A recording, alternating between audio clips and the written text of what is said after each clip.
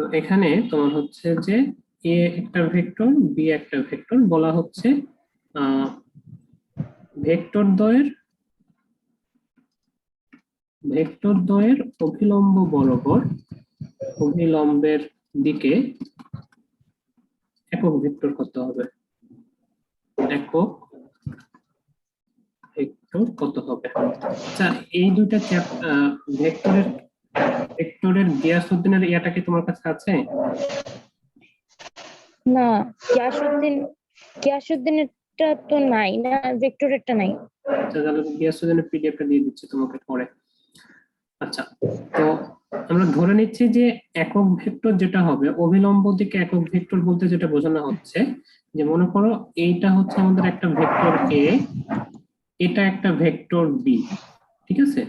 এখন এই দুইটা ভেক্টরের অভিলম্ব দিকে বলতে আমরা যেটা বুঝবো সেটা হচ্ছে যে এটার পারপেন্ডিকুলার, অর্থাৎ এই দুইটা তলের পারপেন্ডিকুলার তলে আমরা হচ্ছে যে একটা একক ভেক্টর বের করবো, ঠিক আছে। তো এই দুইটা তলের অভিলম্ব যখন আমরা বলবো তখন কি হয়ে যাবে, এই দুইটার ক্রস গুণন হয়ে যাবে, অর্থাৎ এই তলের উপরের দিকে হবে। বা বলতে পারো এরকম ভাবে, যদি আমরা এটাকে ত্রিমাত্রিক ভাবে বুঝি, যে এটা উপরের দিকে হবে অথবা নিচের দিকে হবে অভিলম্ব একক ভেক্টর বা অভিলম্ব ভেক্টর যেটা, ঠিক আছে। অভিলম্ব ভেক্টর বললে আমরা এটার পারপেন্ডিকুলার আমরা ভেক্টরটাকে নিব। আমরা তখন করব কি, আমরা তো করব যে সি ভেক্টর সমান সমান এ ভেক্টর ক্রস হচ্ছে বি ভেক্টর, ঠিক আছে। আচ্ছা, আর একক ভেক্টর যখন বলবে যে অভিলম্ব দিকে একক ভেক্টর, তখন আমরা যেটা করব সেটা হচ্ছে যে এই সি ভেক্টরটাকে বের করার পরে এই সি ভেক্টরের একক ভেক্টরটাকে বের করব, তখন আমরা সি ভেক্টরের একক ভেক্টর কি হবে, সি ক্যাপ সমান সমান C vector divided by C ভেক্টরের মান। স্যার এখানে ওইটা ছিল হচ্ছে অভিলম্বের দিকে ভেক্টর খালি, মানে এটা সি ছিল, is equal to A cross B. হ্যাঁ এটা ছিল অভিলম্ব দিকে ভেক্টর। আচ্ছা, আর মানে ডটটা কিসে হয়, ডটটা কি লম্বে হয়?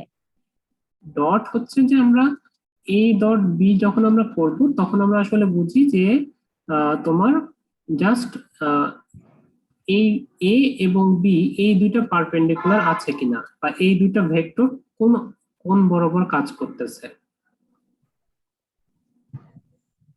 আচ্ছা ঠিক আছে বোঝা গেছে স্যার, কি? লম্বা একক ভেক্টরেরটা কি হবে?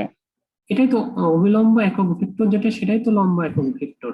তাহলে স্যার, এটা সমান্তরাল একক ভেক্টর না? আচ্ছা, দাঁড়াও সমান্তরাল একক ভেক্টর অঙ্ক বের করি একটা। যেমন মনে করো এখানে দেওয়া আছে, না সমান্তরাল একক ভেক্টর হচ্ছে একটু আলাদা জিনিস, ঠিক আছে। সমান্তরাল একক ভেক্টর হচ্ছে কি রকম, সমান্তরাল একক ভেক্টর হচ্ছে মনে করে একটা আমরা অঙ্ক নিই, আর ভেক্টর সমান সমান হচ্ছে 2i মাইনাস হচ্ছে 4j প্লাস হচ্ছে 5k। আর r2 একটা ভেক্টর আমরা নিচ্ছি, সেটা হচ্ছে মনে করো i minus 2j plus 3k, ঠিক আছে। বলা হচ্ছে যে এই ভেক্টর দ্বয়ের সমান্তরাল একক ভেক্টর বের করো। সমান্তরাল একক ভেক্টর কত, ঠিক আছে। এটা আসলে যেটা বোঝানো হচ্ছে এখানে সেটা হচ্ছে যে এরকম, যে মনে করো যে এটা হচ্ছে একটা r1 ভেক্টর, এটা হচ্ছে একটা r2 ভেক্টর, এই দুইটা ভেক্টরের প্যারালালি আমরা হচ্ছে যে আরেকটা ভেক্টর কাউন্ট করব, ঠিক আছে। মানে যখনই সমান্তরাল একক ভেক্টর বের করতে বলবে তখন আর কিছুই না, তখন হচ্ছে আমরা বড় একটা আর ভেক্টর বের করব, যে দুইটা ভেক্টর কি হবে, এই ভেক্টরটা হবে এই দুইটা ভেক্টরের লব্ধি, আচ্ছা ঠিক আছে।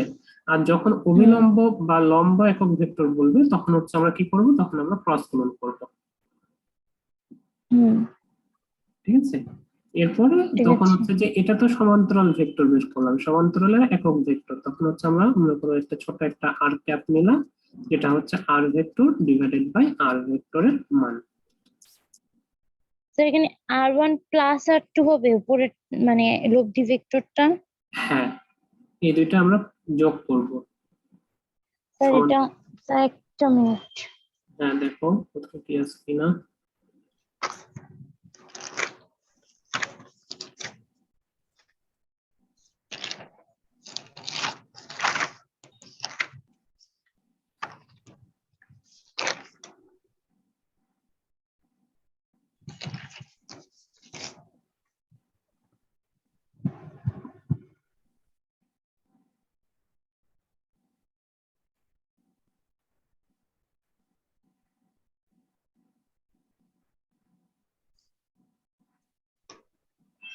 তো নর্মালি আমরা যখন এ ভেক্টরের একক ভেক্টর বের করি, ওইটা যে এ ডিভাইডেড বাই এর মান হয়, মানে এ ভেক্টর ডিভাইডেড বাই এ ভেক্টরের মান হয়, তো সেটা কি মানে সমান্তরাল একক ভেক্টর? এক সেকেন্ড দাঁড়াও, গেটটা খুলে আসি তাহলে।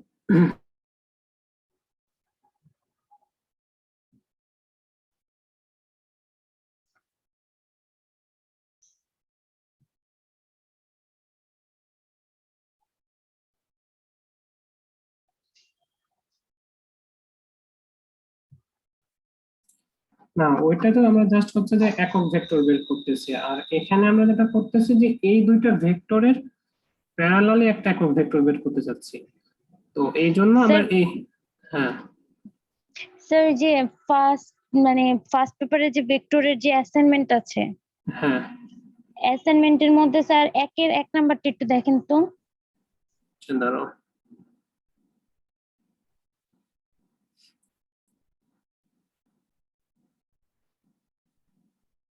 ভেক্টরের একের এক,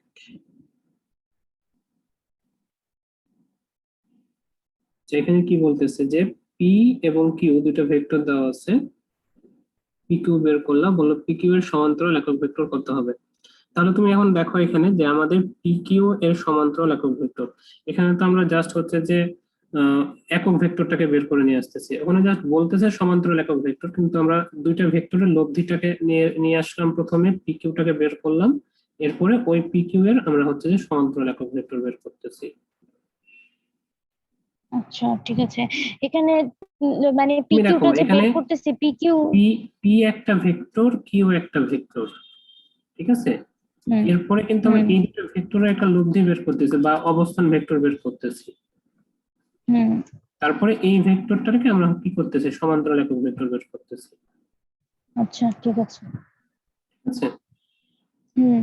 যখন অভিলম্ব বলবে তখন হচ্ছে যে আমরা ওই মানে গুণ ক্রস করে দেবো, করব। ক্রস করব, হ্যাঁ ঠিক আছে। যেমন মনে করো আর নর্মালি সমান্তরাল বললে মানে হচ্ছে এটা নর্মাল যে একক নর্মাল ভেক্টরটা একক সেটা। ভেক্টরটা, সেটাই ধরতে পারো তুমি, ঠিক আছে। একটা অঙ্ক আমরা দেখি, গিয়াস উদ্দিনের বইয়ের যেহেতু বের করেছে, ওখানে একটা অঙ্ক দেওয়া আছে এরকম, সেটা হচ্ছে যে দুটি ভেক্টর যেমন মনে করো দুটো ভেক্টর কি কি, একটা হচ্ছে যে এ ভেক্টর সমান সমান হচ্ছে মনে করো 2i মাইনাস হচ্ছে 6j মাইনাস হচ্ছে 3k, আরেকটা ভেক্টর দেওয়া আছে বি ভেক্টর, সেটা হচ্ছে 4i প্লাস 3j মাইনাস হচ্ছে কে। দুটো ভেক্টর, এ ভেক্টর আর বি ভেক্টর, বলা হচ্ছে এ ভেক্টর এবং বি ভেক্টর দ্বারা গঠিত সমতলের উপর লম্ব একক ভেক্টর কত হবে, লম্ব একক ভেক্টর কত, ঠিক আছে। এটা করে অঙ্ক করে থাকতে পারো, হ্যাঁ। তো হুম এখানে যেটা বলা হয় যে সমতল যখন দুইটা ভেক্টর দ্বারা গঠিত সমতলের কথা বলা হয়, তখন সমতল বলতে আসলে যেটা বোঝানো হয় সেটা হচ্ছে যে এই দুইটা ভেক্টরের এরিয়াকে বোঝানো হচ্ছে, ঠিক আছে। এই দুইটা ভেক্টর দ্বারা গঠিত সামান্তরিকের এরিয়াটাকে আমরা বলতেছি যে এটা সমতল, ঠিক আছে।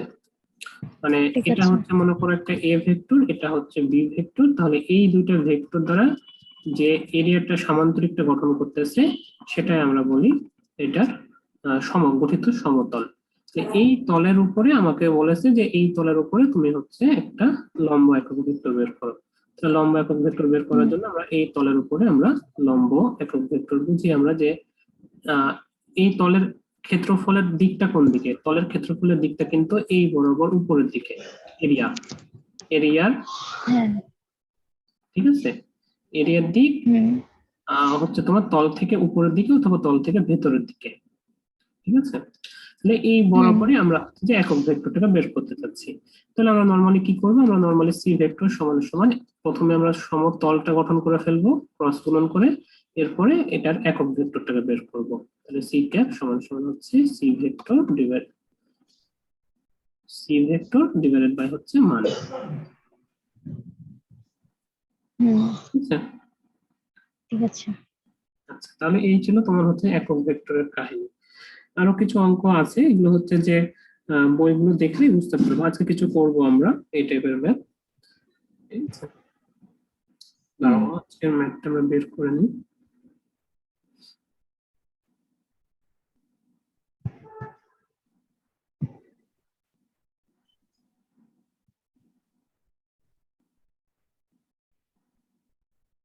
আচ্ছা, এখানে একটা অঙ্ক তোমার হচ্ছে যে এটা বইয়েরই অঙ্ক। সেটা হচ্ছে যে একটা অঙ্ক এরকম ছিল যে এ একটা ভেক্টর, এদিকে এ ভেক্টর হচ্ছে এটা, এটা হচ্ছে তোমার বি ভেক্টর। তো এ ভেক্টরের মান তোমার দেওয়া আছে 6 আর বি ভেক্টরের মান দেওয়া আছে 15, ঠিক আছে? আর এখানে তোমার হচ্ছে যে বলা আছে যে এইটা এক্স অক্ষ বরাবর 30 ডিগ্রি অ্যাঙ্গেল করে আছে। হ্যাঁ, তাহলে বলা আছে যে এ ও বি এর সমষ্টি এবং অন্তর্ফল কত হবে, অন্তর্ফল কত হবে, ঠিক আছে? তাহলে এ এর এ হচ্ছে একটা ভেক্টর, বি হচ্ছে একটা ভেক্টর যার মানগুলো এখানে দেওয়া আছে। তাহলে আমরা এখানে এভাবে বলতে পারি, আমরা তো নরমালি মানে সমষ্টি বলতে আমরা বুঝি যে এটা লব্ধি ফলটা কত হবে। তাহলে এ ভেক্টর প্লাস হচ্ছে বি ভেক্টর তার মান। তাহলে এখানে তোমার হচ্ছে যে আমরা একটা নিয়ম শিখে এসেছিলাম যে 8 থেটার অঙ্ক করেছিলাম, মনে আছে? যে হচ্ছে যে লব্ধি যদি আর আর কোণ থেটা হয় তাহলে আমরা এটাকে এভাবে লিখতে পারতাম, প্লাস হচ্ছে আর টু থেটা টু। তারপর আমরা ইনপুট দিতাম ক্যালকুলেটরে কমপ্লেক্স নাম্বার স্যার, ওই যে এ। ক্যালকুলেটর, হ্যাঁ, ক্যালকুলেটরের মধ্যে যেটা পুরো, হ্যাঁ হ্যাঁ ওইটা। তাহলে আমরা এখানে এটা যেটা লিখতে পারবো সেটা হচ্ছে এরকম ভাবে যে এ ভেক্টর এর সাথে হচ্ছে যে একটা নির্দিষ্ট দিকের সাথে কোণ। তাহলে নির্দিষ্ট দিকের সাথে কোণ কোনটা, আমরা তো এক্স অক্ষের সাথে কোণ হিসাব করি সব সময়। তাহলে এক্স অক্ষের সাথে কত ডিগ্রি কোণ তৈরি করে আছে, এক্স অক্ষের সাথে 180 ডিগ্রি কোণ করে আছে এটা, ঠিক আছে? হ্যাঁ তাহলে আমরা লিখবো এখানে এ 180 প্লাস হচ্ছে বি কত 30, ঠিক আছে? তারপরে ঠিক আছে। ক্যালকুলেটর বসায় দিলে আমাদের হচ্ছে যে এখানে একটা ভ্যালু চলে আসবে, সেটা হচ্ছে 10.25, অ্যাঙ্গেল হচ্ছে 47.12 ডিগ্রি। তাহলে আমরা এখান থেকে বলতে পারবো যে এই দুইটার সমষ্টি যেটা কাজ করতেছে সেটা হচ্ছে যে এত, তার মান হচ্ছে এত, লব্ধির মান এত, এবং সেটা এক্স অক্ষের সাথে এত ডিগ্রি কোণ তৈরি করে। এখন যখন বলবে তোমাকে যে হচ্ছে যে অন্তর্ফল অর্থাৎ এ মাইনাস বি বের করতে বলেছে, এবার তার মান বের করতে বলেছে, তাহলে আমরা কি করব? তাহলে হচ্ছে যে আমরা যেটা করি সেটা হচ্ছে যে এটা তো যদি এ হয় আর এটা যদি বি হয়, তাহলে আমরা যখন বিয়োগ করি তখন কি করি, এই বিটাকে আমরা চেঞ্জ করে ফেলি এদিকে, ঠিক আছে? ঠিক আছে। বিটা এখানে যেটা ছিল সেটাকে আমরা যেহেতু মাইনাস বি, সে কারণে আমরা এটাকে এই পাশে চেঞ্জ করে ফেলবো। তারপরে কি করব? তারপর আর কিছু না, আমরা হচ্ছে যে এর সাথে এক্স এর সাথে কোণ কত 180, প্লাস হচ্ছে বি নিব, বি এর সাথে কোণ কত হবে এই 30, আর হচ্ছে এইটুকু, তার মানে হচ্ছে 210। তাহলে বি অ্যাঙ্গেল 210। তাহলে আমাদের একবারে আমাদের অ্যান্সারটা বের হয়ে চলে আসবে। তাহলে এখানে আমাদের ঠিক অ্যান্সার আছে। আসবে 20.42, আর অ্যাঙ্গেল হচ্ছে -158.5 ডিগ্রি, ঠিক আছে? ঠিক আছে। -158.5 ডিগ্রি বলতে কি বুঝছে তাহলে বলো? তুমি যদি ক্যালকুলেটরটা ইনপুট করো তাহলে এটা এখানে -158.5 আসবে।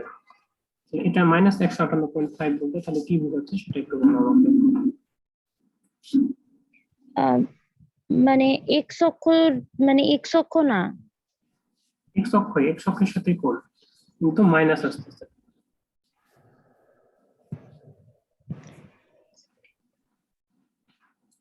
তাহলে আমরা এটাকে কিভাবে লিখবো? আমরা তো এখানে বললাম যে হচ্ছে যে এটা এটা কিভাবে, হ্যাঁ বলো। এটা কিভাবে লিখলে হবে না? না, এটা এভাবে লিখে দিলে অ্যান্সার হয়ে যাবে। হ্যাঁ, আমি বলতে চাচ্ছি যে আমি এখানে একটু আগে বললাম যে 10.25 মান, এবং যেটা হচ্ছে এক্স অক্ষের সাথে 47.12 ডিগ্রি কোণ তৈরি করে, তাহলে 47.12 মানে হচ্ছে যে এই রেখাটা চলে যাবে লব্ধিটা, ঠিক আছে? লব্ধির দিকটা আমরা এটা লিখতে পারবো যে এটা হচ্ছে আমাদের 47.12।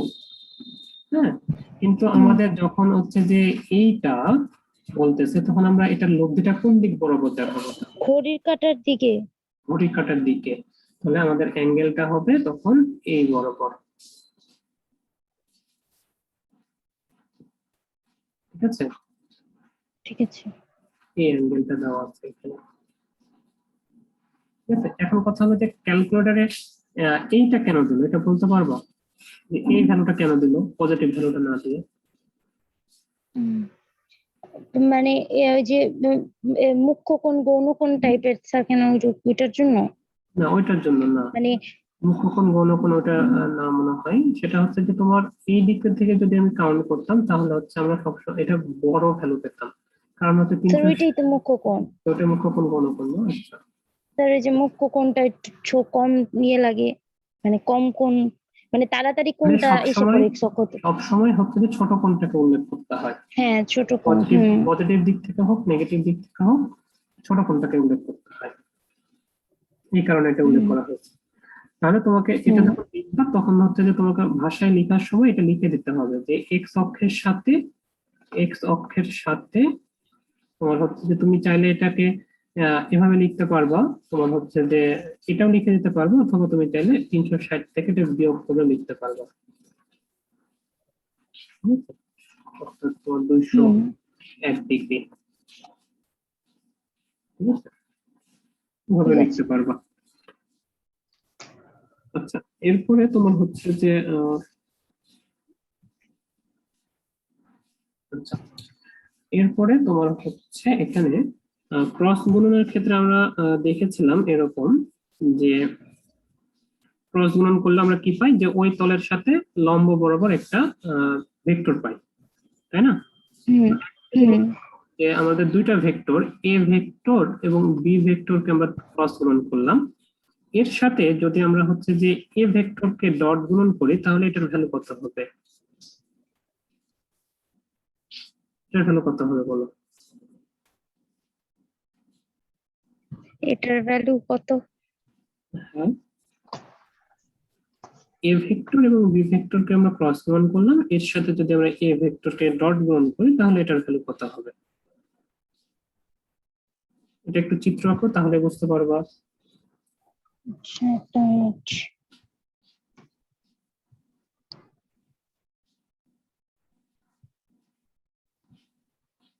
এগুলো এমসিকিউ তে আসবে, হ্যাঁ। এটা এক মিনিট, এক মিনিট।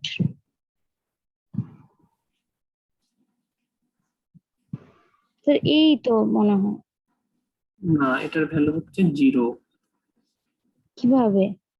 দেখো, সেটা হচ্ছে যে আমাদের এটা হচ্ছে এ ভেক্টর, এটা হচ্ছে বি ভেক্টর। ঠিক আছে, তাহলে হুম এ ভেক্টর বি ভেক্টর, তাহলে এই দুইটাকে আমরা যখন হচ্ছে যে ক্রস গুণন করব তাহলে ওটার যে তোমার ভেক্টরটা তৈরি হবে সেই ভেক্টরটা কি হবে, এটার সাথে লম্ব হবে। আমরা একটু আগে বললাম যে এটা যদি একটা হুম হয় তাহলে এই তলের লম্ব দিক বরাবর এটা অবস্থান করবে, এ ক্রস বি এটা। ঠিক আছে, তাহলে এখন তুমি চিন্তা করে দেখো যে এই ভেক্টরের সাথে এই ভেক্টরের কোণ কত? 90 ডিগ্রি না? হুম তাহলে দুইটা 90 ডিগ্রি অ্যাঙ্গেলে দুইটা যদি ডট গুণন করি তাহলে ভ্যালু কি আসে? 0 আসে। হুম ঠিক আছে। পারপেন্ডিকুলার এর কারণে এটা হচ্ছে 0 চলে আসবে। ঠিক আছে, স্যার এখানে নর্মালি এ মানে ডট আর ক্রস গুণফলটা এভাবে করে করলে হতো না? না, আগে তুমি ক্রস গুণন করবা তারপরে ডটে যাবা। না মানে ক্রস গুণটা, ঠিক আছে ক্রস গুণটা আগে করলাম, ক্রস গুণটা আগে। ক্রস গুণটা আগে করলে তুমি হচ্ছে কি পাচ্ছ, দেখো ক্রস গুণটা আগে করলে তুমি হচ্ছে যে মনে করো একটা ভেক্টর বলে সি ভেক্টর। ঠিক আছে, তাহলে সি হুম ভেক্টরের দিকটা কোন দিক বলবো? সি ভেক্টরের দিক তো হচ্ছে যে এই লম্ব বরাবর। আর এ ভেক্টর কোন বরাবর আছে? এক্স অক্ষ বরাবর। হুম তাহলে হচ্ছে এক্স ভেক্টর আর এই যে তোমার এক্স এর সাথে পারপেন্ডিকুলারে যে সি ভেক্টরটা আছে, এই দুটো যদি তুমি গুণ করো তাহলে 0 চলে আসবে না? cos 90 না? হ্যাঁ ঠিক আছে। ঠিক আছে, তাহলে হ্যাঁ আমরা এখান ঠিক থেকে আছে। এই লাইনটা এখন থেকে আমাদেরকে মনে রাখতে হবে যে কোনো একটা ক্রস গুণনের সাথে যদি আমরা হচ্ছে যে একটা ডট গুণনকে নিয়ে আসাই তাহলে সেটা কি হয়ে যায়? জিরো চলে আসবে। ঠিক আছে, হুম, মানে ভেক্টর ঠিক দিয়ে আছে। মনে রাখার দরকার নেই, এটা তোমাকে কনসেপ্টটা মনে রাখতে হবে যে কোনো একটা ডটের সাথে যদি আমরা একটা ক্রস গুণনকে নিয়ে আসি তাহলে সেটা হয়ে যাবে জিরো। একই রকম ভাবে যদি সেটা বি ভেক্টর হতো তাহলে আমাদের কি হতো, এটা জিরো চলে আসতো। ঠিক আছে, হুম, এর কারণ কি, তাহলে এর কারণটা আমরা এখানে সাইড নোটে লিখে রাখতে পারি মনে রাখার জন্য, সেটা হচ্ছে যে লম্ব বলে। ঠিক আছে, হুম, আচ্ছা, তুমি চাইলে একটা হচ্ছে যে চিত্র এঁকে রাখতে পারো খাতাতে, যে হচ্ছে তোমার বোঝার সুবিধার জন্য। ঠিক আছে, যে এটা হচ্ছে আমাদের এ ভেক্টর, এটা হচ্ছে বি ভেক্টর, আর এই ভেক্টরটাকে আমরা বলতেছি এ ক্রস বি ভেক্টর। ঠিক আছে, তাহলে তোমার সুবিধা ঠিক হবে। আছে।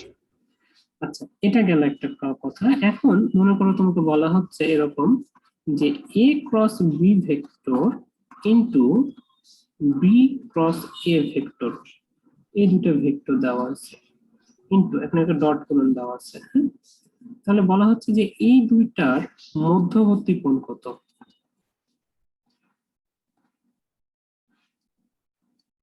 এই দুইটার মধ্যবর্তী কোণ কত,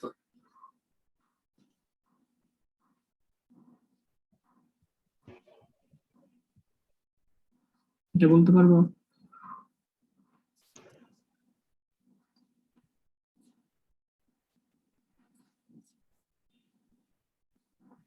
এই দুইটার মধ্যবর্তী কোণ কত?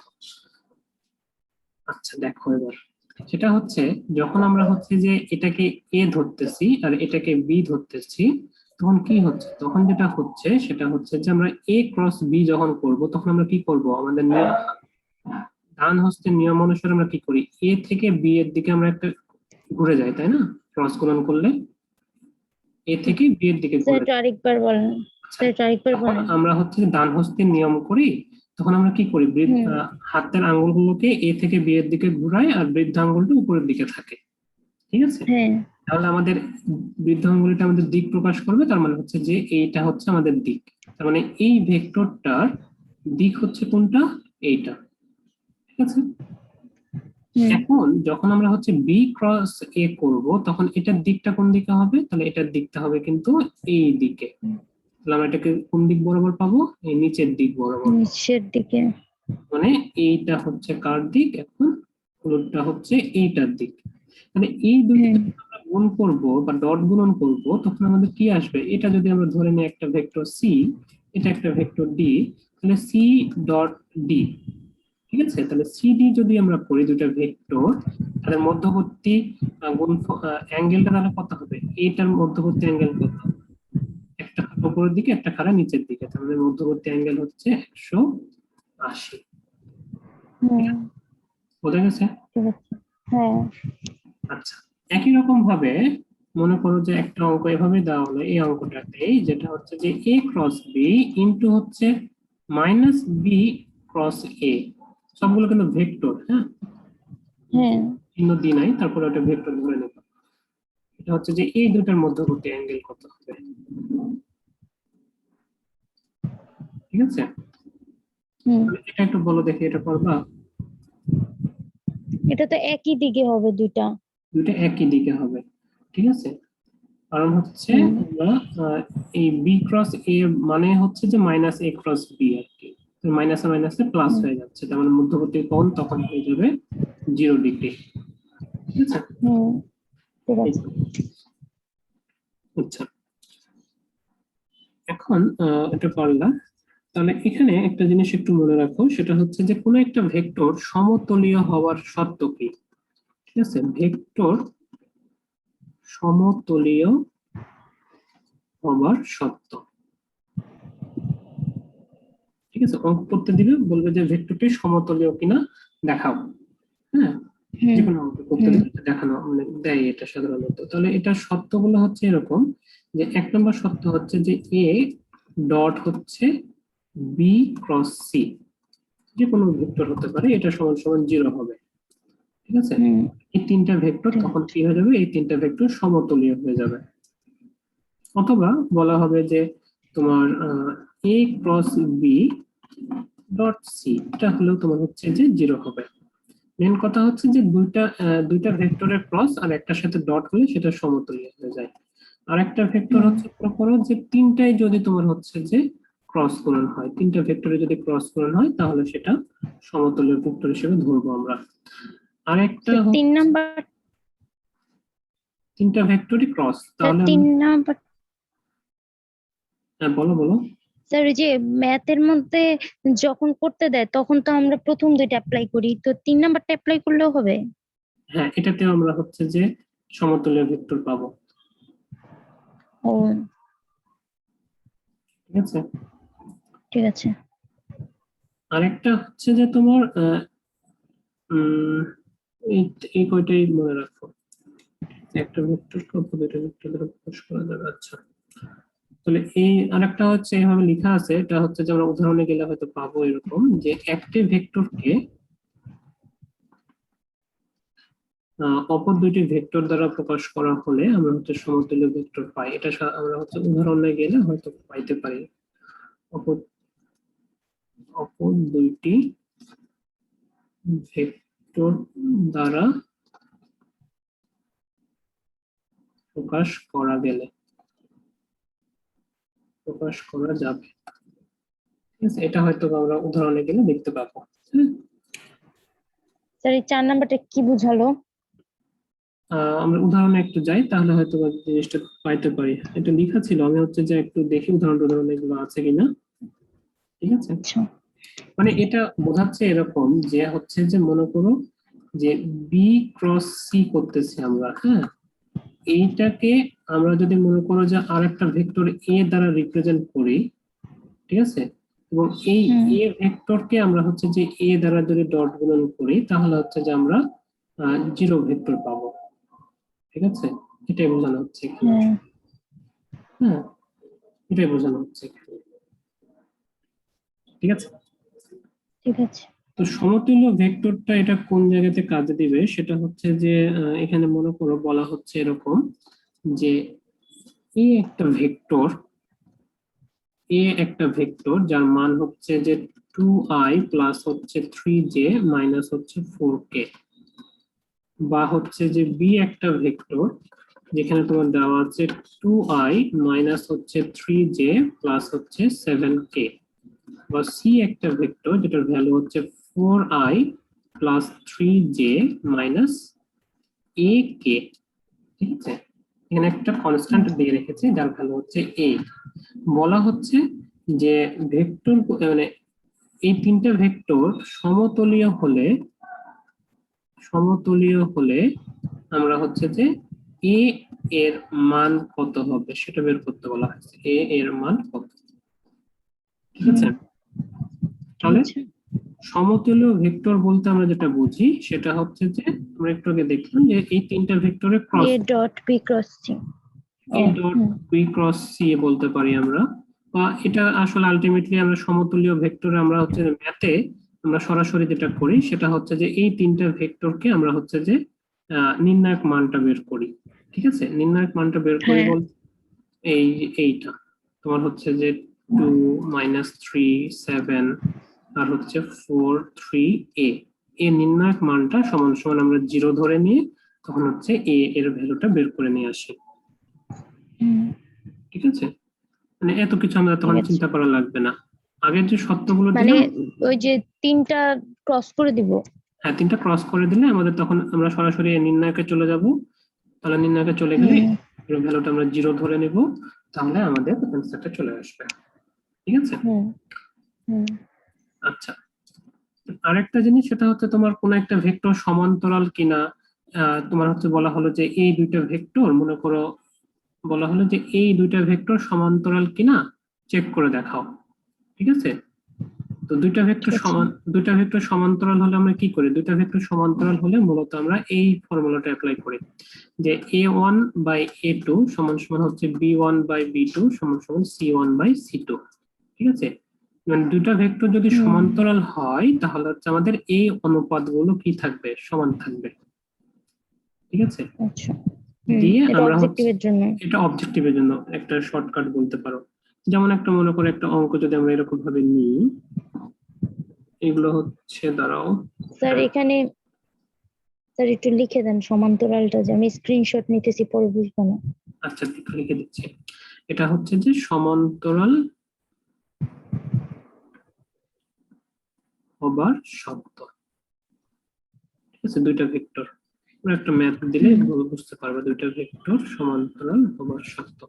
যেমন মনে করো যে হচ্ছে একটা ভেক্টর আমরা নিই, এটা হচ্ছে এ একটা ভেক্টর যেটা বলা হচ্ছে 5i প্লাস মাইনাস হচ্ছে 2j প্লাস হচ্ছে 3k, এবং বি একটা ভেক্টর যেটা বলা হচ্ছে এটা হচ্ছে তোমার 15i প্লাস aj প্লাস হচ্ছে 9k। ঠিক আছে, বলা হচ্ছে যে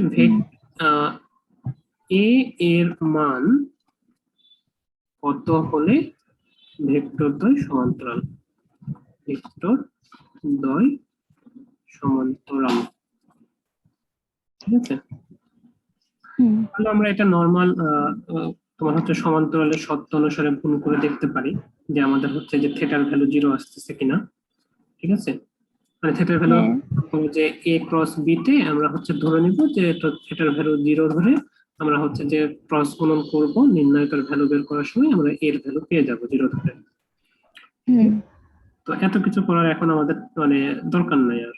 আমরা নর্মালি যেটা করব সেটা হচ্ছে যে এদের যে সহগগুলো আছে এই সহগগুলোর অনুপাত নিয়ে আমরা বের করে ফেলবো।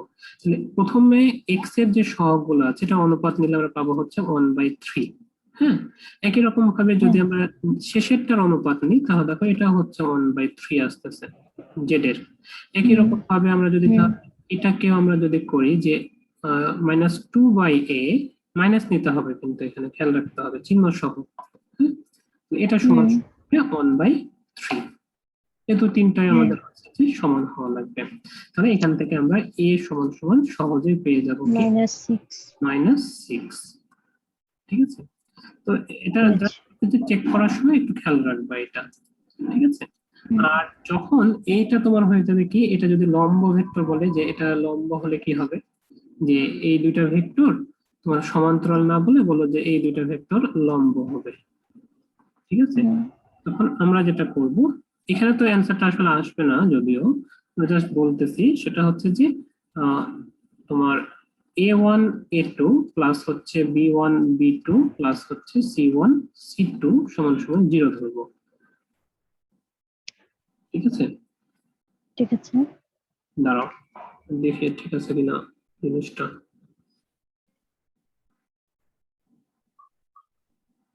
এরকমই তো ছিল তাই না, খেয়াল নাই। তার নরমালি যে a ডট b, হ্যাঁ হ্যাঁ হ্যাঁ তার a ডট b তে তো এরকমই। হ্যাঁ, এই ডট বিতে তো এরকমই থাকার কথা। এরকমই হয়। ঠিক আছে, এটা সমান সমান 0, তাহলে এটা হচ্ছে আমাদের লম্বের শর্ত এটা। ঠিক আছে, a1 a2 plus b1 b2 plus c1 c2 এটা সমান সমান 0। তাহলে এখানে মনে করো যে হচ্ছে যে মানে 5 ইন্টু 15 প্লাস হচ্ছে -2 ইন্টু a প্লাস হচ্ছে 3 ইন্টু 9 এটা সমান সমান 0। তাহলে আমরা এখান থেকে a এর ভ্যালুটা বের করে নেব, তাহলে আমাদের লম্ব হওয়ার শর্ত বের হয়ে যাবে।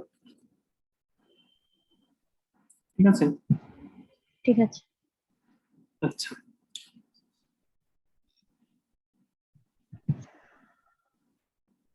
আচ্ছা, এখানে আর একটা জিনিস একটু দেখো, সেটা হচ্ছে যে ধরো একটা ছোট্ট একটা অঙ্ক এটা, সেটা হচ্ছে যে বলা হচ্ছে যে যে শর্তে এ আই ক্যাপ প্লাস হচ্ছে বি জে ক্যাপ প্লাস হচ্ছে সি কে ক্যাপ ভেক্টরটি এক্স ওয়াই জেড অক্ষের উপর লম্ব হয়, অক্ষের উপর লম্ব তা বের করো।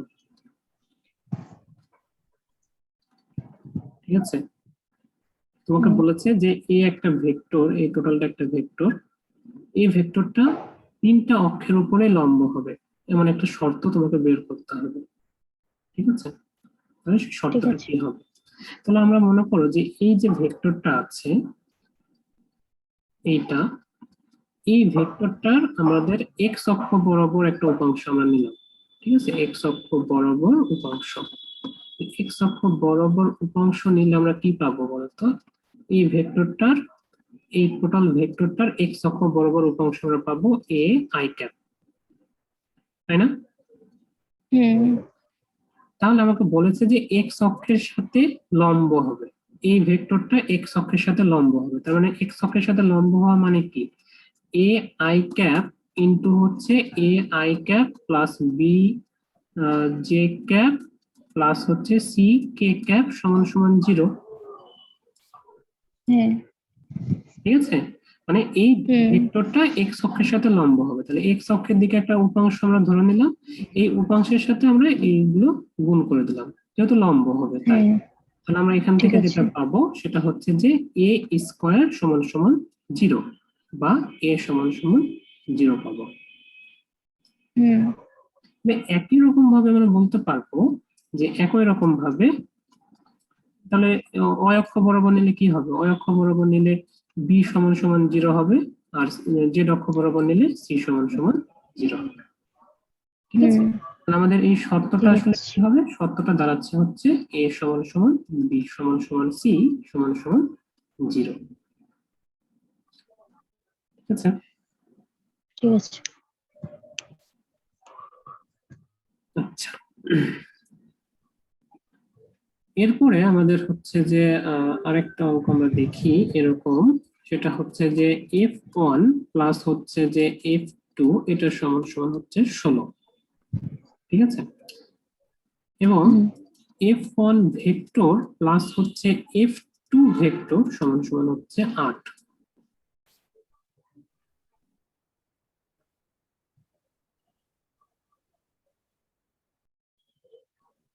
হ্যালো, হ্যাঁ স্যার। আচ্ছা, এইটা হচ্ছে যে f1 দুইটা ভেক্টর এখানে কাজ করতেছে, হ্যাঁ, সেটা হচ্ছে একটা হচ্ছে f1 ভেক্টর আর একটা হচ্ছে f2 ভেক্টর। যখন আমরা f1 ভেক্টরের মান নিচ্ছি এবং f2 ভেক্টরের মান নিচ্ছি, এই দুইটা মানের সমষ্টি হচ্ছে 16। এবং যখন হচ্ছে যে এই দুইটা ভেক্টরের ভেক্টর যোগ করতেছি তখন লব্ধির যে মানটা আসছে সেটা হচ্ছে 8। বোঝা গেছে এই দুটো লাইন থেকে? এই দুটো লাইন এটার মিনিং বোঝাচ্ছে। এখন বলা হচ্ছে সেকেন্ডটা লব্ধি আর প্রথমটা সমষ্টি। হ্যাঁ, এটা হচ্ছে লব্ধি, চিহ্ন দেখে বুঝতে হবে যে এটা যেহেতু এই দুইটা ভেক্টরের যোগফল কথা বলা হচ্ছে, তার মানে এই দুইটা ভেক্টরের যোগফল মানে হচ্ছে ভেক্টর যোগফলের মান। ঠিক আছে, আর এই দুইটা হচ্ছে f1 এবং f2 এর মানের যোগফল 16। এখন বলা হচ্ছে আরেকটা শর্ত দেওয়া আছে এখানে, শর্ত শেষ হয় নাই। শর্তটা বলা হচ্ছে যে f1 ভেক্টর প্লাস হচ্ছে f2 vector perpendicular small force. ঠিক আছে, মানে বলা হচ্ছে যে এই যে এটা দ্বারা কি বোঝাচ্ছে? এটা দ্বারা বোঝাচ্ছে লব্ধিটা, তাই না? লব্ধিটা কি হবে? লব্ধিটা হবে স্মল যে ফোর্স, এই দুটোর মধ্যে যে কোনো একটা স্মল আছে, আমরা ধরবো এটাকে। ঠিক আছে, তো কোন দুটার মধ্যে স্মল আছে? f1 একটা ফোর্স, f2 একটা ফোর্স, তো এই দুটোর মধ্যে একটা ছোট হবে একটা বড় হবে, যে কোনো একটা হবে। ঠিক আছে, তো আমরা জানি না আসলে কোনটা ছোট কোনটা বড়, তো আমরা এখানে বলে দিচ্ছি যে একটা স্মল ফোর্স আছে, ওইটার উপরে এটার যে লব্ধি সেটা হচ্ছে পারপেন্ডিকুলার। ঠিক আছে, তাহলে আমাকে বের করতে বলেছে যে f2 সমান সমান 1। ঠিক আছে, তাহলে আমাদের এখানে প্রথমে যেটা করতে হবে সেটা হচ্ছে এটা চিত্রটা আমাকে বুঝতে হবে। ঠিক আছে, চিত্রটা বুঝতে পারলে আমাদের অ্যান্সারটা করা সহজ হয়ে যাবে। যেমন এখানে সেটা হচ্ছে যে এইটা হচ্ছে আমাদের ভেক্টর একটা, আমরা ধরলাম র্যান্ডমলি একটা ভেক্টর ধরে নিলাম, এটা হচ্ছে আমাদের f1 ধরলাম এবং এটাকে আমরা ধরলাম f2। এখন কথা হচ্ছে আমরা এটা কেন এভাবে ধরলাম, কারণ হচ্ছে যে আমাদের বলা আছে যে যে কোনো একটা ভেক্টর আমরা ধরলাম F1 ভেক্টরের করে এটা হবে কি লম্ব হবে F1 হুম, প্লাস হচ্ছে F2, ঠিক ঠিক আছে? আছে। F1 টা কি ছোট? হ্যাঁ, আমরা ধরে নিচ্ছি F1 ছোট এখানে, ঠিক আছে? কিন্তু স্যার শর্তে F1 কি বড় বলে দিয়েছিল না? কোথায়? না, এটা সত্য বলা নাই, ও এটা বলা স্যার, এটা এইভাবেই লিখেছিলেন? এটা বলা ও নাই, এটা বলা নাই। আচ্ছা আচ্ছা। সত্যি হচ্ছে ও লালগুলো বলা আছে, ঠিক আছে? হুম তো সত্য অনুসারে আমরা তাহলে বুঝতে পারছি যে F1 যেহেতু F1 প্লাস F2 ভেক্টর অর্থাৎ লব্ধি ভেক্টর হচ্ছে F1 এর সাথে লম্ব, তার মানে আমাদের F2 টা এই দিক বরাবর হবে, তা না হলে আমাদের লম্ব তো মানে লব্ধিটা তো মাছ দেওয়া হচ্ছে না, ঠিক আছে? এই হ্যাঁ, কারণে আমরা F2 টাকে এপাশে টানলাম, ঠিক আছে? ঠিক আছে। এবং আমরা ধরে নিলাম যে এই যে অ্যাঙ্গেলটা আছে এদের, এই স্যার একটু অ্যাঙ্গেল আরেকবার বলেন। আরেকবার বলবো, আচ্ছা।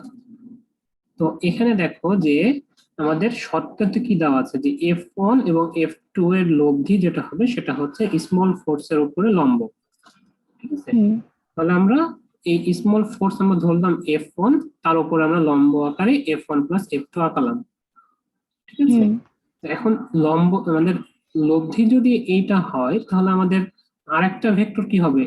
এই দুইটা ভেক্টর মানে এই দিক বরাবর না হলে তো আমাদের মানে দুইটা ভেক্টরের মাঝে তো আসলে লব্ধিটা আসে, হ্যাঁ তাই না? কারণ আমরা আরেকটা হুম ভেক্টর আমাদের এই বরাবর হবে, এই বরাবর তার ভেক্টর হবে না, এই বরাবর ভেক্টর হলে তো আমাদের লব্ধি হতো এই বরাবর, হুম ঠিক আছে? এই ঠিক কারণে আমরা আছে। F2 টাকে এই মানে অপর অপর পাশে ধরলাম আমরা, হুম ঠিক আছে?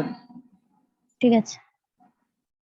তাহলে আমরা ধরে নিচ্ছি এখন সেটা হচ্ছে যে এই দুইটার মধ্যবর্তী যে অ্যাঙ্গেল অর্থাৎ F1 এবং F2 এটা হচ্ছে আলফা, ঠিক আছে? হুম তাহলে হুম আমরা এখানে বলতে পারবো সেটা হচ্ছে যে F1 cos 0 ডিগ্রি প্লাস হচ্ছে F2 cos আলফা সমান সমান 0, সরি সমান সমান হচ্ছে 0। হুম হচ্ছে আমরা যদি এটাকে ধরতেছি আসলে এক্স অক্ষ বরাবর কত ডিগ্রি কোণ তৈরি করে আছে সেটা, এক্স অক্ষ বরাবর লব্ধিটাকে বের করলাম আমরা, ঠিক আছে? আচ্ছা। হুম বা আমরা এখান থেকে বলতে পারবো যে F1 প্লাস হচ্ছে F2 cos আলফা সমান সমান 0, বা cos হুম আলফার যে ভ্যালুটা সেটা হচ্ছে মাইনাস F1 বাই হচ্ছে F2।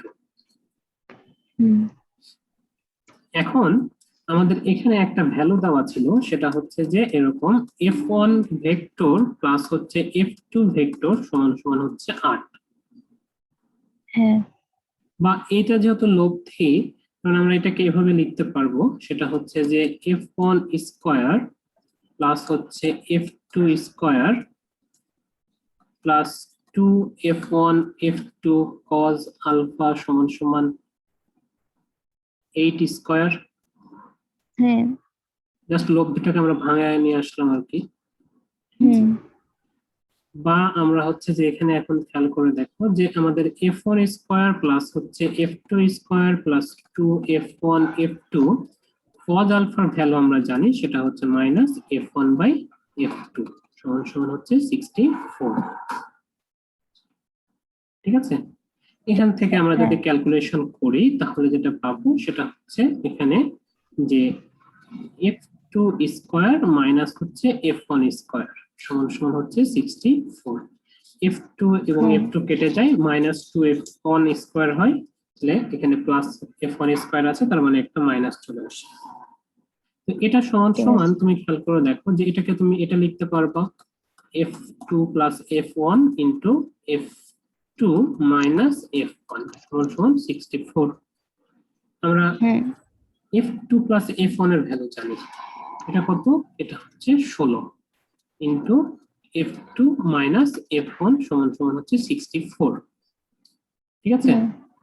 হুম হুম বা তুমি হচ্ছে লিখতে পারবা F2 মাইনাস F1 সমান সমান হচ্ছে এটা এই পাশে গিয়ে মাইনাস হয়ে গেলে কত হয়ে যাবে 48, ঠিক ঠিক আছে। আছে? বা F2 হুম সমান সমান হচ্ছে F1 প্লাস 48। এখানে তুমি F2 এর একটা পরিচয় পেয়ে গেছো। হুম আচ্ছা দাঁড়াও, আমি হচ্ছে একটু ভুল করলাম নাকি? ধরো 16 দ্বারা তো ভাগ করতে হবে, ভাগ করলে আমরা বিয়োগ করে ফেলতেছি 4,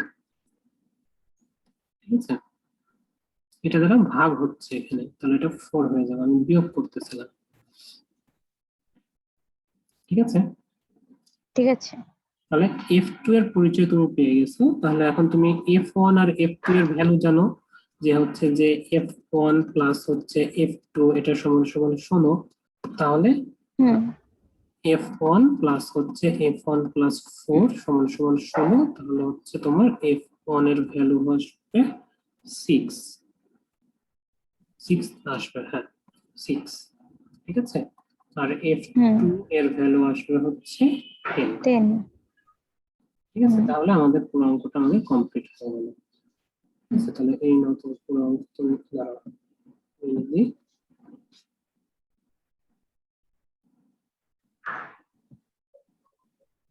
নাও, পুরো অঙ্কটা এখন এখানে নিতে পারবে, যদিও নিচের টুকু আসতেছে না মনে হয়। হুম ঠিক আছে স্যার। স্যার ঠিক আছে স্যার, নিচে একটু। হ্যাঁ এবার দেখতে পাবো, বুঝছে? হুম হ্যাঁ হয়েছে। আচ্ছা,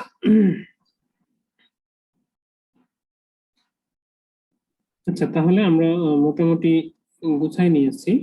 আমাদের আর একটু বাকি আছে, সেটা হচ্ছে তোমার, আর আমি বের করি ওইটা। আমাদের লাস্টে হচ্ছে যে কার্ল ডাইভারজেন্স কিছু অঙ্ক বাকি আছে, ওইগুলো আমরা করবো। দাঁড়াও, আরেকটা জিনিস প্রয়োগ করি।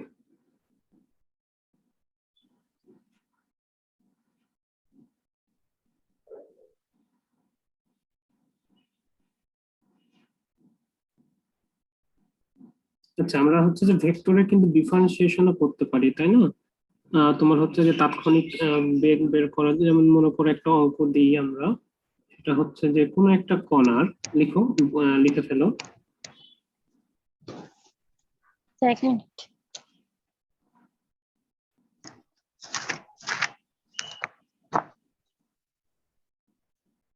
কোন একটি কণার দাঁড়াও, কোনো একটি কণার গেল, হ্যাঁ কোনো কণার, মানে গতিশীল কণার, কোনো গতিশীল কণার কোনো মুহূর্তের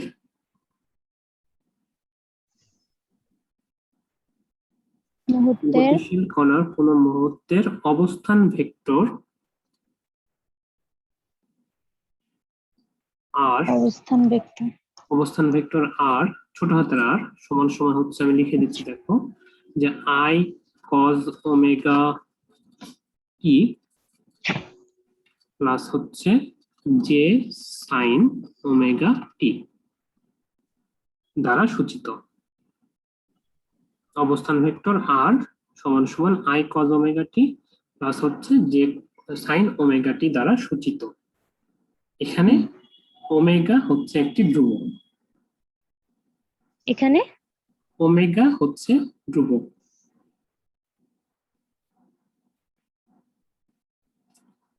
বলা হচ্ছে যে কণার তাৎক্ষণিক, আহ, 1 নম্বর কোশ্চেন দাও, বলা হচ্ছে যে কণার তাৎক্ষণিক বেগ ও ত্বরণ কত?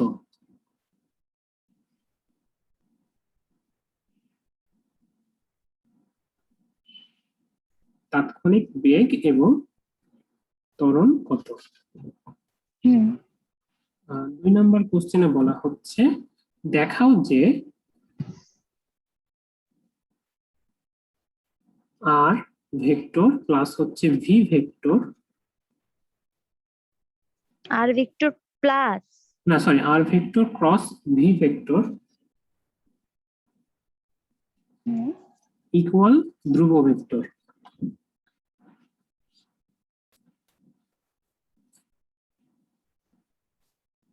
হুম 3 নম্বর কোশ্চেনে বলা হচ্ছে যে ওমেগা সমান সমান 2 পাই রেডিয়ান পার সেকেন্ড হলে, ওমেগা সমান সমান 2 পাই রেডিয়ান পার সেকেন্ড হলে হুম টি সমান সমান হাফ সেকেন্ড সময়ে বস্তুর বেগ ও ত্বরণের মান কত হবে?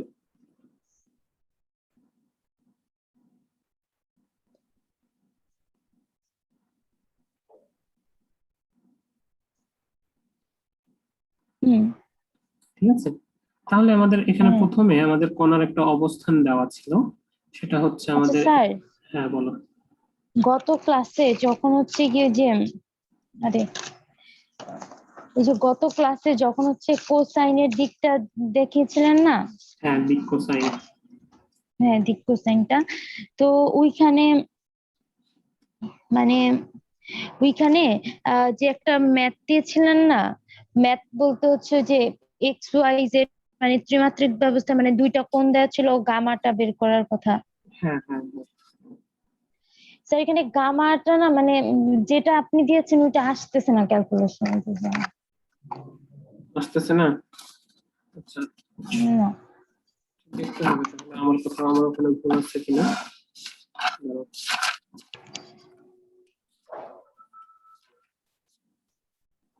দেওয়া ছিল হচ্ছে এক্স অক্ষের সাথে 30 ডিগ্রি এবং ওয়াই অক্ষের সাথে 40 ডিগ্রি, 35 ডিগ্রি কোণ তৈরি করে। আচ্ছা, তাহলে আমরা হচ্ছে যেভাবে লিখতে পারি, ধরো cos 30 স্কোয়ার প্লাস হচ্ছে cos 35 cos 30 স্কোয়ার প্লাস হচ্ছে cos 5 স্কোয়ার, 1 নিউ অ্যান্সার।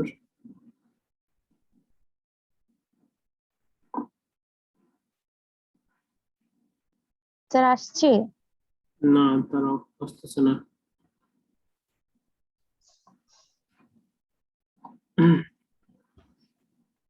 আচ্ছা, আমি দেখবো নি এটা, হ্যাঁ দেখি তারপর তখন জানাবো স্যার নি। একটা মাইনাস আসতেছে না, মাইনাস এসে পড়তেছে না কজ স্কয়ার গামাতে?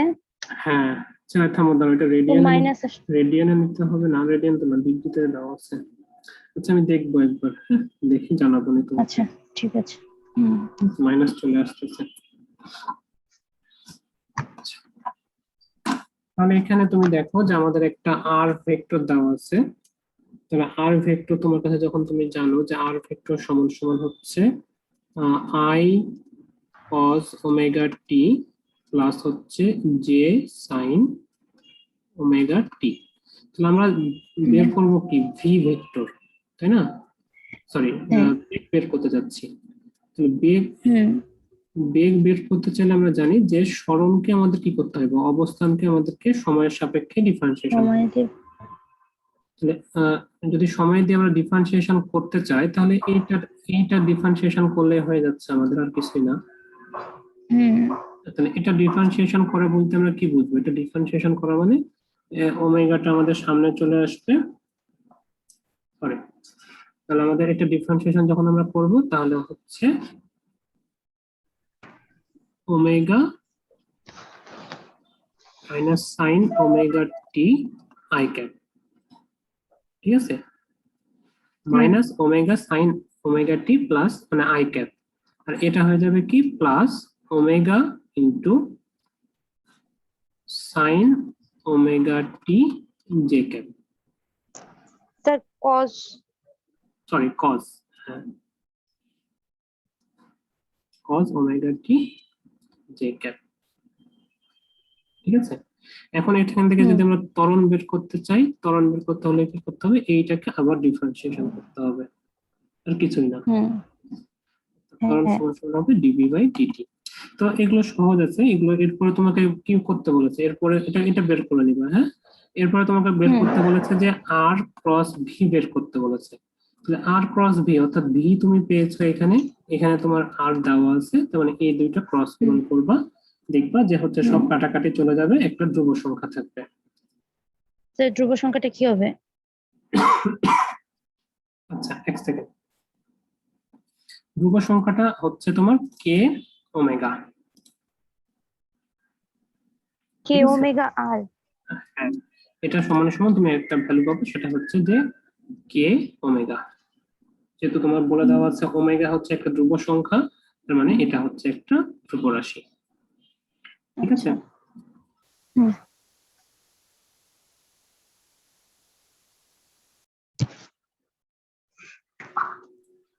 আচ্ছা, এরপরে তোমার হচ্ছে যে পরে যে ম্যাথটা করতে দিয়েছে যে ওমেগার ভ্যালু দেওয়া আছে, সময়ের ভ্যালু দেওয়া আছে, এখান থেকে তোমাকে বেগ এবং ত্বরণের ভ্যালু বের করতে হবে।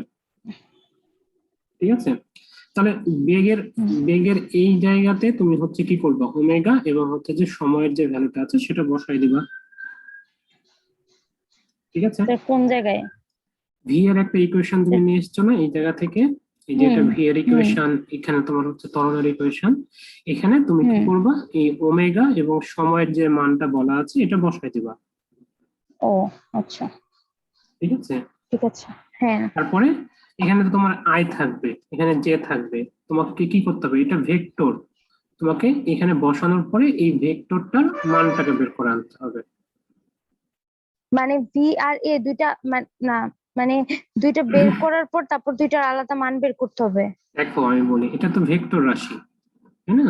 তোমাকে ওমেগার ভ্যালু দেওয়া আছে, টি এর ভ্যালু দেওয়া আছে, তুমি এখানে বসাবা, বসানোর পরে একটা ইকুয়েশন পাবা যেখানে আই থাকবে, যেখানে জে থাকবে।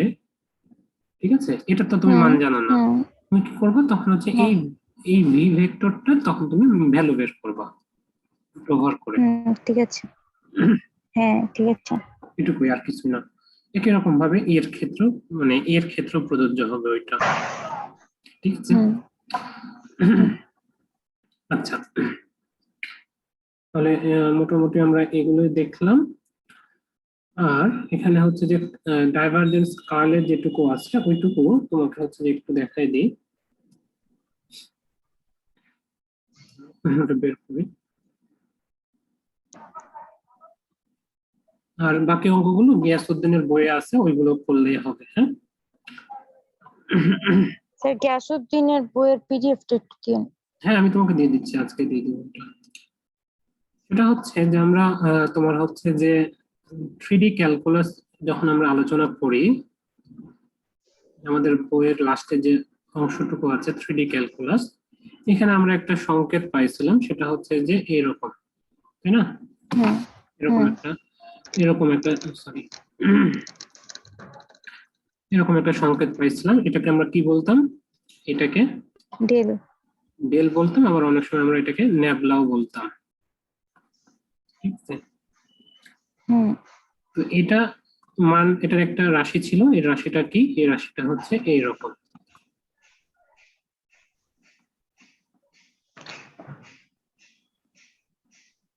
ও না, এটাকে মনে হয় ন্যাবলাই বলতো, ভিতরেরটা মনে হয় del by del X. Del হচ্ছে এইটা, হুম হুম, আর এটা হচ্ছে ন্যাবলা বলতাম। ঠিক আছে, আচ্ছা। আচ্ছা, হুম এই ন্যাবলা, এই যে একটা রাশি এখানে আমরা দেখতে পাচ্ছি, এই রাশিটা আসলে কি, এই রাশিটা হচ্ছে তোমার, এই রাশিটার একটা তাৎপর্য আছে, সেটা হচ্ছে যে কোনো স্কেলার, এটাকে আমি বলতে পারবো যে কোনো স্কেলার বা ভেক্টরের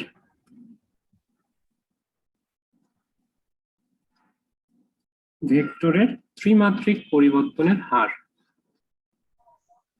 ত্রিমাত্রিক পরিবর্তনের হার বের করা যায় এই ন্যাবলার মাধ্যমে।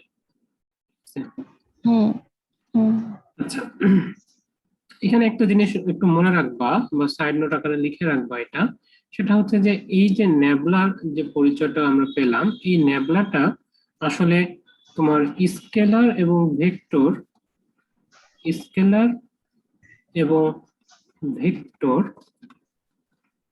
তোমার হচ্ছে যে উভয়ের উপর প্রযুক্ত হয়। ঠিক আছে, দুইটার উপরে তুমি এটাকে অ্যাপ্লাই করতে পারবা, উভয়ের উপর প্রযুক্ত। ঠিক আছে, হুম কিন্তু আমরা যে হচ্ছে এই ন্যাবুলা যেটা বোঝাচ্ছিল, একই রকম ভাবে ডিডিএক্স টাও কি বোঝায়, একটা পরিবর্তন বোঝায় ক্যালকুলাসে, হ্যাঁ, ডিডিএক্স টা একটা ক্যালকুলাসের পরিবর্তন বোঝায়, কিন্তু এই ডিডিএক্স কিন্তু কাজ করে কেবল স্কেলারের উপরে।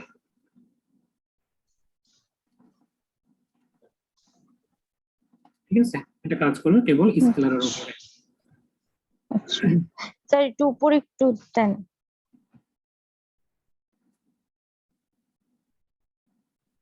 হুম, ঠিক আছে। না, হুম, ঠিক আছে। এখানে খেয়াল করে দেখো যে যখন আমরা হচ্ছে যে এই নেবলার সাথে আমরা যখন হচ্ছে যে ইনটু যদি আমরা স্কেলার করি,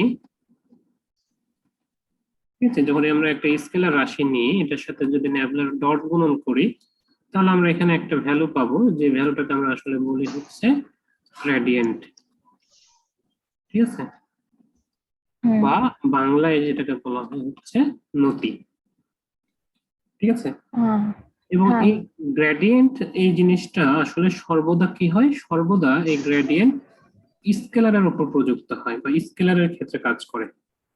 ঠিক আছে, এটার এটা মানে বের করলেও স্কেলারই হয় ফলটা। হ্যাঁ ডট গুণন করতেছি আমরা।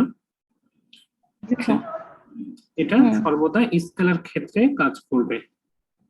ঠিক আছে, এটা হুম সর্বদা স্কেলার ক্ষেত্রে কাজ করবে।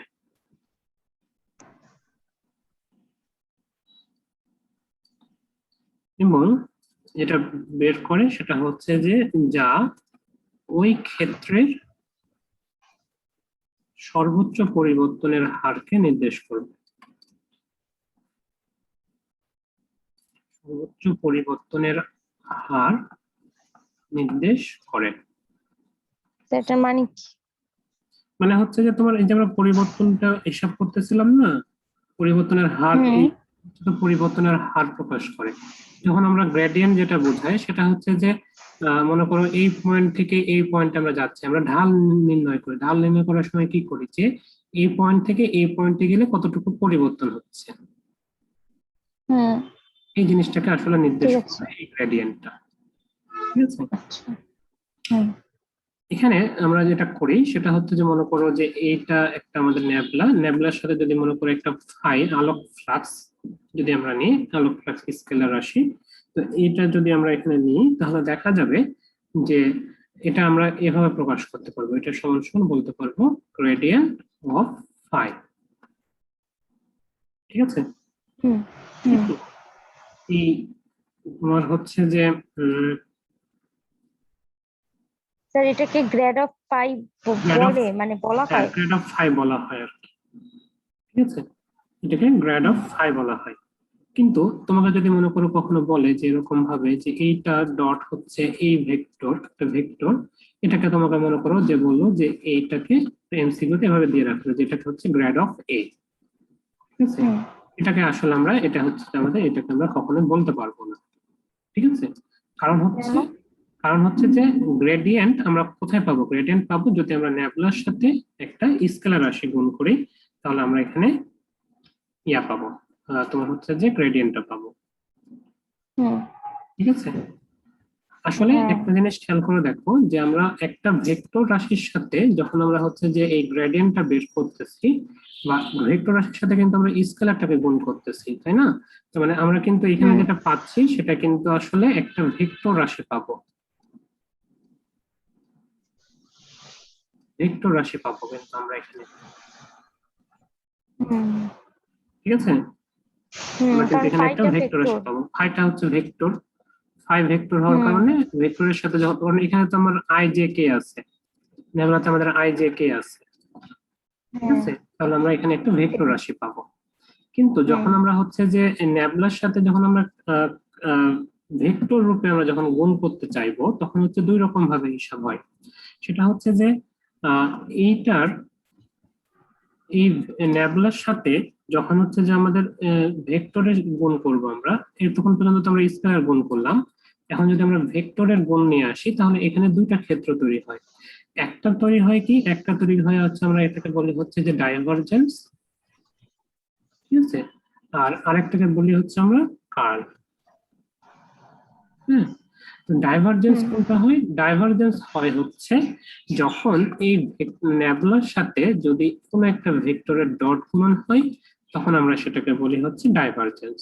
ঠিক আছে, হুম এই হুম ডাইভারজেন্সের ফলে আমরা যেটা পাই সেটা হচ্ছে কি, এই ডাইভারজেন্সের ফলে আমরা কিন্তু এখানে একটা স্কেলার রাশি পাবো। স্কেলার। হ্যাঁ, ডট গুণন, ভেক্টর ডট গুণন করলে আমরা কি পাই, ও হ্যাঁ হ্যাঁ ঠিক আছে ঠিক আছে। স্কেলার পাবো। ঠিক আছে, হুম আর কার্ল জিনিসটা কি ছিল? কার্ল ছিল হচ্ছে দুইটা ভেক্টরের ক্রস গুণন করলে, ঠিক আছে, দুইটা ভেক্টরের ক্রস গুণন করলে আমরা হচ্ছে যে কার্ল পাবো। তাহলে এটা হচ্ছে আমাদের ভেক্টর রাশি, ঠিক আছে। তাহলে এখান থেকে আমাদের তিনটা অবজেক্টিভ আমরা এখান থেকে পেয়ে গেলাম। সেটা হচ্ছে যদি আমরা স্কেলারকে ভেক্টর রাশি করতে চাই, স্কেলার থেকে ভেক্টরে কনভার্ট করতে হলে আমাকে কি করা লাগবে? গ্রেডিয়েন্ট করা লাগবে। যদি আমরা ভেক্টর থেকে স্কেলার করতে চাই তাহলে আমাকে ডাইভারজেন্স বের করতে হবে। আর কার্লটা হচ্ছে যে ভেক্টর থেকে ভেক্টরে রাখতে চাইলে আমাকে কার্ল রাখতে হবে, কার্ল করতে হবে, ঠিক আছে। ঠিক আছে। হুম। আচ্ছা, এখানে কয়েকটা তাৎপর্য আমরা এখানে একটু বোঝার চেষ্টা করি। সেটা হচ্ছে যে কোনো ভেক্টরের, আমরা যদি এভাবে বলি যে কোনো ভেক্টরের ডাইভারজেন্স বলতে কোনো 3D স্পেসে, কোনো 3D স্পেসে ওই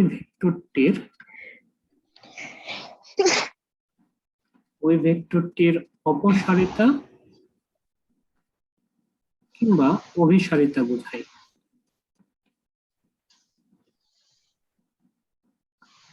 ঠিক আছে, অপসারিতা বা অভিসারিতা বোঝায়।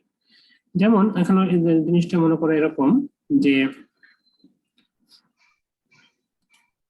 তোমার, আমি এভাবে বলি যে মনে করো যে কোন একটা পয়েন্টে, এই একটা পয়েন্টে, এই একটা পয়েন্টে আলোক ফ্লাক্স গুলো বা হচ্ছে তড়িৎ ক্ষেত্রগুলো ভেতরের দিকে প্রবেশ করতেছে, ঠিক আছে, কোন একটা পয়েন্টে তড়িৎ ক্ষেত্রগুলো ভেতরের দিকে প্রবেশ করতেছে। এই সময় যদি আমরা হচ্ছে যে এই জায়গার আমরা হচ্ছে যে ডাইভারজেন্স বের করি, তাহলে দেখো এটা কি হচ্ছে, একটা নির্দিষ্ট পয়েন্টে কি হচ্ছে, এর মিলিত হচ্ছে বা এই পয়েন্টের কি করতেছে, এই পয়েন্টের তড়িৎ ফ্লাক্স বৃদ্ধি করতেছে, একটা নির্দিষ্ট পয়েন্টের দিকে আসতেছে। এটাকে আমরা কি বলবো? এটাকে বলবো আমরা অপসারিতা, একটা নির্দিষ্ট পয়েন্টের দিকে কেন্দ্রীভূত হচ্ছে। এটা আমরা অভিসারিতা বলি মনে হয় না?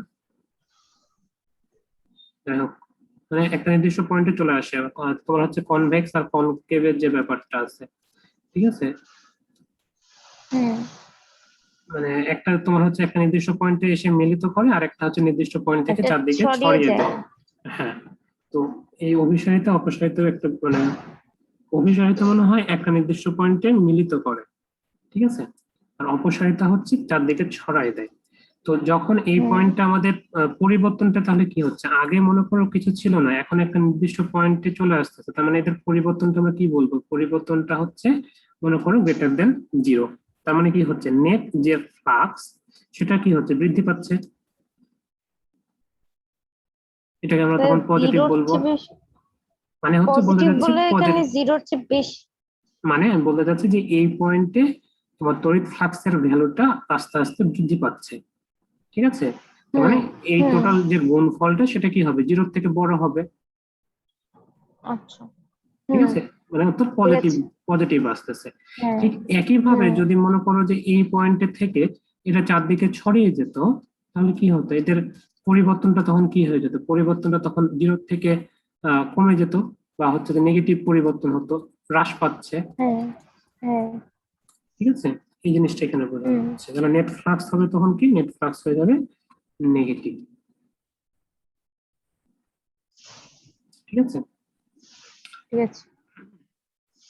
একই রকম ভাবে তোমার হচ্ছে যে এই ডাইভারজেন্স দ্বারা এখানে অনেক সময় এটা বোঝানো হয় যে একক সময়ে, এটা বয়েল লাইন অবশ্য, যে একক সময়ে তরল পদার্থের ঘনত্বের পরিবর্তন, তরল পদার্থের ঘনত্বের পরিবর্তন কে নির্দেশ করে, পরিবর্তনের হার বোঝায়, ঠিক আছে। এটা আসলে কি বলেছে আমি আসলে এটা জানি না, এটা আমি বইয়ে ছিল, এটা বইয়ের লাইন, তাই তোমাকে দেখালাম আর কি। হ্যাঁ, মনে রাখবে জাস্ট স্যার, এটা একটু। কোনটাকে একক সময় তরল পদার্থে ঘনত্ব করতেন? মানে বোঝাম, এটা অনেকটা এরকম যে মনে করো যে এটা একটা পাত্র আছে, এই পাত্রে একদিক থেকে মনে করো যে একটা তরল প্রবেশ করতেছে একটা নির্দিষ্ট আয়তনের, হ্যাঁ, V1 আয়তনের মনে করো পাত্র দিয়ে, সরি, ভি, সরি দাঁড়াও এভাবে বলি যে এইখানে মনে করো যে এই একটা বক্স আছে, এই বক্সে যদি মনে করো V1 বেগে কোনো একটা আহ, আহ, বায়ু এখানে মনে করো প্রবেশ করতেছে এবং বের হওয়ার সময় এখানে V2 বেগে বের হচ্ছে, ঠিক আছে। হুম কিন্তু আমরা হিসাব করে দেখলাম যে এখানে V1 is greater than V2, হুম ঠিক আছে। অর্থাৎ ঠিক আছে। তোমার মানে ভেতরে প্রবেশ করার বেগ বাইরে বের হওয়ার বেগের তুলনায় বেশি, ঠিক আছে। হুম তাহলে এখানে যেটা বোঝানো হচ্ছে যে যদি এটা হয় তার মানে ভেতরে এমন কিছু মেকানিজম আছে যার কারণে তোমার হচ্ছে যে এই V2 বেগটাকে কমায় দিচ্ছে। হুম এটার ফলে যেটা হচ্ছে যে ভেতরে তোমার হচ্ছে যে ঘনত্ব যদি বেশি থাকে, ঘনত্ব বেশি থাকলে এই জিনিসটা কি হবে, এই বাক্স মানে বক্স যেটা আছে এটা এই আয়তনটাকে কমায় দিচ্ছে, মানে হচ্ছে তোমার বেগটাকে কমায় দিচ্ছে, ঠিক আছে। হুম কিন্তু যদি মনে হুম করো যে হচ্ছে যে এটা উল্টা হয়ে যেত, V1 is less than V2 হয়ে যেত, তার মানে এইখানে যে জিনিসটা মানে ঘনত্ব যেটা আছে এই ঘনত্ব থেকে আমরা তখন কম ধরতাম, ঠিক আছে। এটাকে আমরা তখন কম ধরতাম, কারণ কি তখন হচ্ছে যে ভেতরে মানে ভেতরে তখন কি আছে, ঘনত্ব কম মানে কি, ঘনত্ব কম মানে হচ্ছে তোমার আয়তন বেশি। হুম আয়তন বেশি মানে কি, একটা বাক্স আগে থেকে তোমার হচ্ছে যে বাতাস দ্বারা পরিপূর্ণ হয়ে আছে, এখানে তুমি একটু কম ভেলোসিটির বাতাস দিচ্ছ, তখন কি করবে এই এখানে যে বাতাসটুকু আছে এই বাতাসটুকুকে নিয়ে ও বের হবে না একটা ভেলোসিটিতে, হুম মানে তখন এই ভেলোসিটিটা তখন কি হবে, একটু বেড়ে যাবে, হুম ঠিক আছে। ঠিক আছে। এই যে হ্যাঁ এই যে তোমার হচ্ছে একটা নির্দিষ্ট সময় ধরে এই কাজটা হচ্ছে, এটাকে আমরা বলতেছি একক সময়, একটা নির্দিষ্ট সময়। এই সময়ে ঘনত্বের যে পরিবর্তনের হার, আমরা এখানে যে ঘনত্ব নিয়ে প্রবেশ করতেছিল পরবর্তীতে বের হওয়ার সময় একরকম ঘনত্ব পাচ্ছি বা ভেলোসিটি পাচ্ছি, এটাই হচ্ছে হ্যাঁ। পরিবর্তনের হারটাকে বোঝানোর জন্য আমরা স্যার এটা কোনটার বৈশিষ্ট্য মানে? ডাইভারজেন্সের বৈশিষ্ট্য। আচ্ছা ঠিক আছে। ঠিক আছে, মেন কথা তুমি এখানে যেটা মনে রাখবা সেটা হচ্ছে যে ডাইভারজেন্স দ্বারা তোমার হচ্ছে যে অপসারিতা বা হচ্ছে অভিসারিতা প্রকাশ করে, এবং ঘনত্বের পরিবর্তনের হারটাকে বোঝানোর সময় আমরা হচ্ছে ডাইভারজেন্স ব্যবহার করে থাকি। হুম ঠিক আছে। হুম এর পাশাপাশি আরেকটা জিনিস তুমি পাবা এখানে, যে ডাইভারজেন্স যদি জিরো হয় তাহলে আমরা সেটাকে সলিনয়েডাল বলি, ঠিক আছে। হুম এটা যদি জিরো হয় তাহলে আমরা সেটাকে বলি হচ্ছে যে সলিনয়েডাল।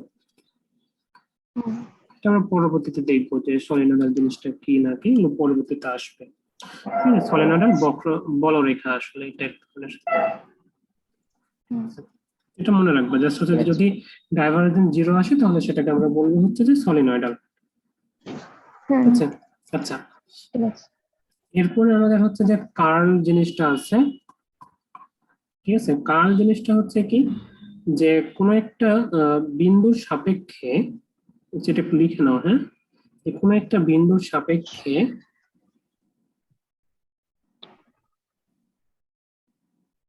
কোনো একটি বিন্দুর সাপেক্ষে একটি ভেক্টর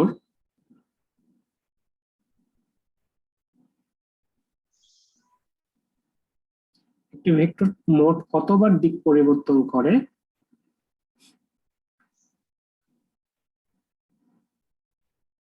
মোট কতবার দিক পরিবর্তন করে দিক পরিবর্তন করে তা কার্ল অপারেশনের মাধ্যমে নির্ণয় করা হয়।